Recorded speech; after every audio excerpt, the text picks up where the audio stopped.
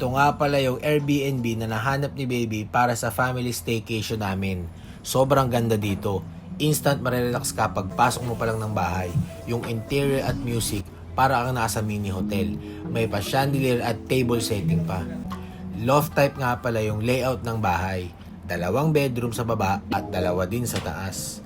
Yung mga gamit parang mga antique, kaya very classic ang naging itsura. May mga libro din na pwede mong basahin.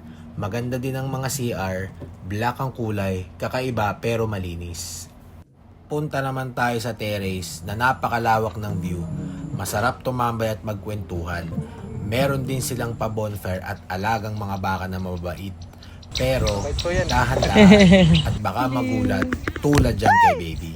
May libreng fruit picking tour na din nga pala. May guyabano, may avocado na hirap kunin ng bebe at mangga. Ayun o, napakadaming turmeric.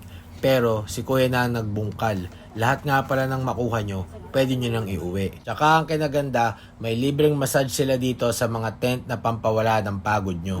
At di pa natatapos dun.